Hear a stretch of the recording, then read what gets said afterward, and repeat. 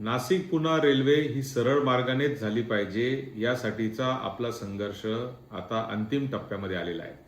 खरं तर एका बाजूला केंद्रीय मंत्री यांनी सांगितलं की ही रेल्वे रद्द झालेली आहे, मात्र दुसऱ्या बाजूला आपल्या लोकांच्या अपेक्षा आजही जिवंत आहेत. आमच्या अपेक्षा आहेत की सरकार आमचं ऐकेल, सरकार व्यवहारी मार्ग काढेल, कुठेतरी नफा तोट्याचा विचार न करता सरकार निश्चितपणे जनभावनेचा विचार करेल याची आम्हाला अपेक्षा आहे.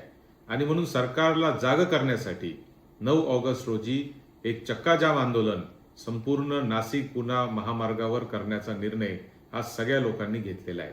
खरं तर हे आंदोलन कोणत्या पक्षाचं नाही, कोणत्या राजकीय नेत्याच्या नेतृत्वाखाली नाही, हे जन आंदोलन आहे. याच्यामध्ये सामान्य माणसाने देखील सहभागी झालं पाहिजे.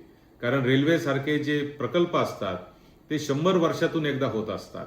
आज तो प्रकल्प जर आपल्या इथून निघून गेला तर निश्चितपणाने पुढच्या 100-200 वर्ष अशी रेल्वे पुन्हा एकदा आपल्याकडे होणार नाही, किंबहुना ती कधीच होणार नाही. आणि आजच आपण पाहतो की नाशिकहून पुण्याला जायचं असेल किंवा पुण्याहून नाशिकला जायचं असेल तर कशा पद्धतीचा प्रवास आपल्याला करावा लागतोय.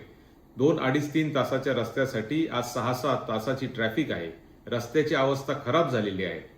या संपूर्ण परिसरातले मुलं आणि मुली नोकरीच्या निमित्ताने, व्यवसायाच्या निमित्ताने, कामाच्या निमित्ताने पुण्याला जातात किंवा नाशिकला जातात. त्या शहरांवर देखील आता फार मोठा ताण पडत चाललेला आहे. आणि म्हणून ही जर रेल्वे झाली तर निश्चितपणाने फक्त या मधल्या भागातल्या म्हणजे सिन्नर, संगमनेर, खेड, नारायणगाव, जुन्नर, या मंचर, चाकण एवढ्यांनाच नव्हे तर त्यासोबत संपूर्ण पुणे शहराला आणि नाशिक शहराला देखील फार मोठा दिलासा या माध्यमातून मिळणार आहे. आणि म्हणून मी आपल्या सगळ्यांना या निमित्ताने आवाहन करतो की क्रांती करण्याची वेळ आता आलेली आहे.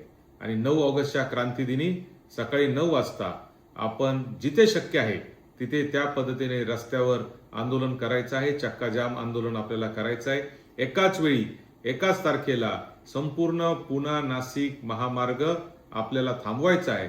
आणि याकडून आपल्याला केंद्र शासनाचं लक्ष या प्रश्नाकडे वेधायचं आहे. केंद्र शासनाला जाग आणायची आहे. आणि मला निश्चित खात्री आहे की जेव्हा लोक उठतात, क्रांती होते, तेव्हा सरकारला झुकावंच लागतं आणि सरकार त्याच्यामध्ये निर्णय सरकारला घ्यावाच लागतो याची मला खात्री आहे.